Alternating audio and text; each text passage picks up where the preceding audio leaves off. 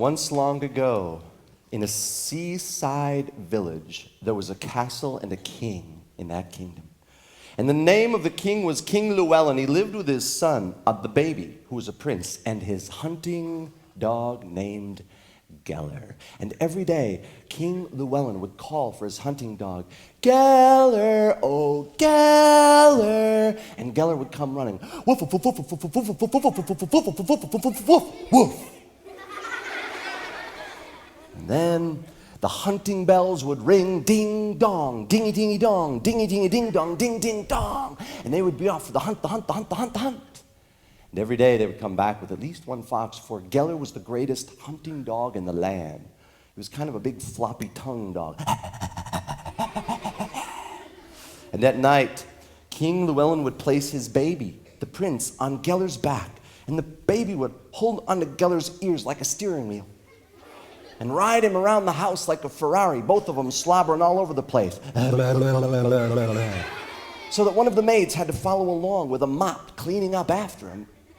And then, when it was time to tuck his son in, King Llewellyn would rock him, and he would say, "Good night, my child. I say good night.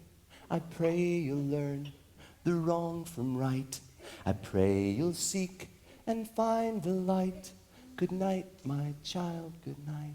And the baby would look up at his father and say, "Cuckoo, gaga."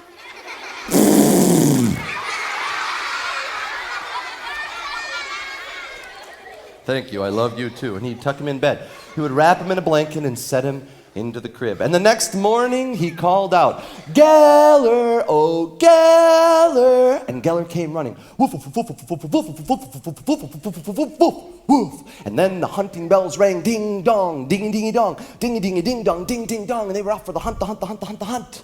And all day they hunted, and when they came back with a fox, King Llewellyn said, "Gellar, tomorrow we'll go to the far side of the kingdom, and we'll search there for the foxes. You're the greatest hunting dog in all the land. Wouldn't you say, woof, woof, woof, woof, woof, woof, woof?" And that night, once again, he set his son on top of Gellar and rode him around the house, and there came the maid with the mop, cleaning up after all the slobber.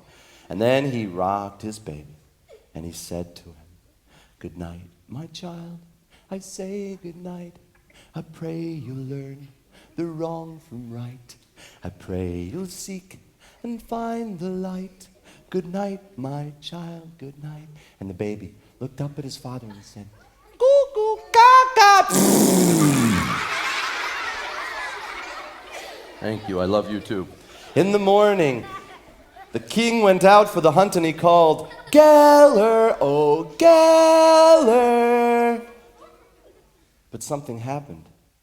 Gellar didn't come. "Gellar!" Still nothing. The other men started to walk around, pacing the other huntsmen, waiting to see if it was time. And then the hunting bells rang, ding dong, dingy dingy dong, dingy dingy ding dong, ding ding dong. And Gellar didn't come. "Gellar! It's time for the hunt!" Still nothing.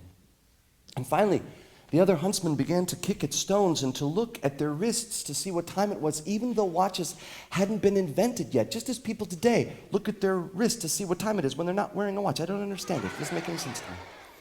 And finally they said to him, "Sir, your majesty, we need to leave, or we'll never make it to the other end of the kingdom. We're already late." "I know that. I know we're late. I know that." "Gellar! Come on, Gellar!" But Gellar didn't come. Finally, they rode off onto the hunt, but no one was happy, no one was joyful. Everyone was frustrated and behind and hurried and rushed, and they didn't catch any foxes. They barely made it to the other end of the kingdom, and when they came back, King Llewellyn was angry. He ran off. He ran off after a rabbit or squirrel or something. Tomorrow he will be in trouble. But for now, let me go and tuck in my baby son. And he went up to the nursery. And as he opened the door to the nursery, a chill ran down the spine of King Llewellyn.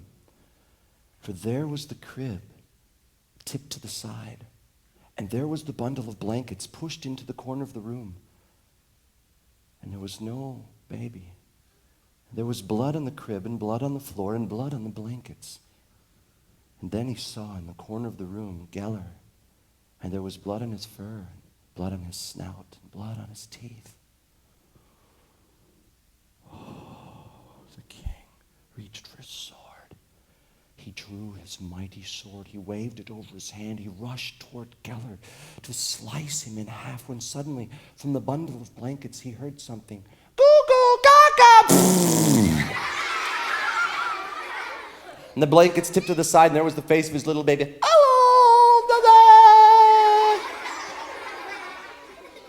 And then, and only then, did he see behind the crib, there was the form of an enormous and ferocious wolf lying dead that Gellar had killed to protect the baby, the prince.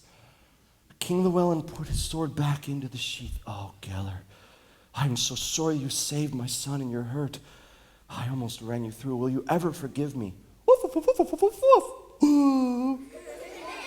Thank you. And so that night, as he rocked his son, he petted his hunting dog Gellar, and he said to his son, "Good night, my child. I say good night. I pray you'll learn the wrong from right. I pray you'll seek and find the light. And I pray that I will too. Good night, my child. Good night." And the baby looked up at his father and said, "Cuckoo, caca." Thank you, I love you too. And the last I heard, King Llewellyn, Prince Lucan, and that hunting dog named Gellar were all living happily ever after.